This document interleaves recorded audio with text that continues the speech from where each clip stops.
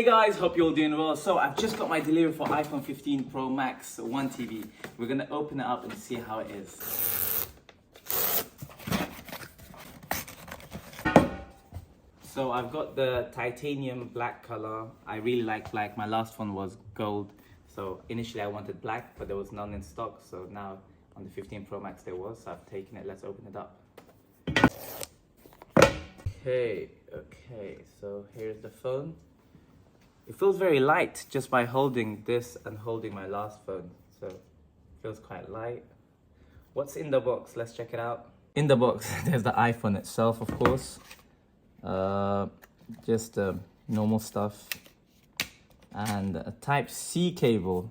It's a bit strange for iPhones to use Type-C because we're all used to using the Lightning cable. So it'll be a bit different. And we can't use our old Lightning cables anymore. Okay, there is no plug, so you will have to buy your own plug. Let's open this up. It does feel different just by holding it. It feels a bit like matte black. We're gonna turn it on now and see how it is. It's a regular Apple.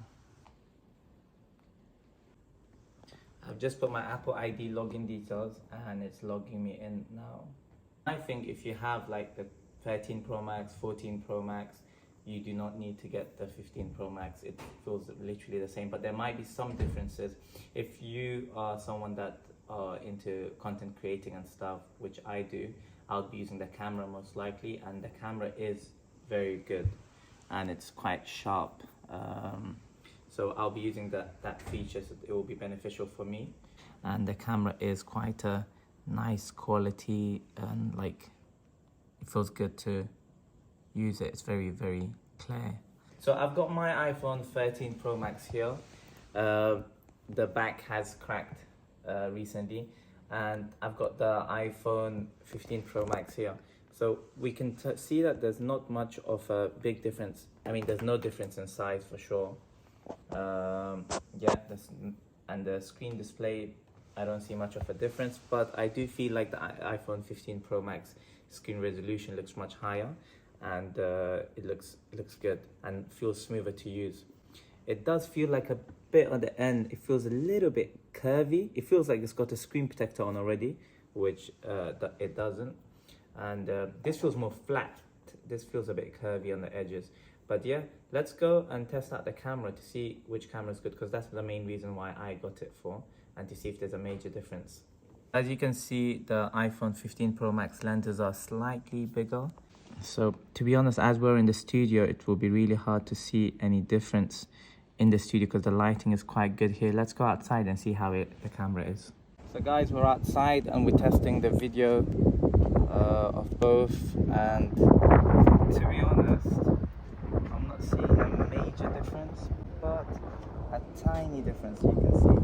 Also, as I already can see in the zoom in option, there is more zoom in option on the iPhone 15 Pro Max. There's twice, and there's like 5 times as well to zoom in. And the quality doesn't really drop the more you zoom in with the iPhone 15 Pro Max.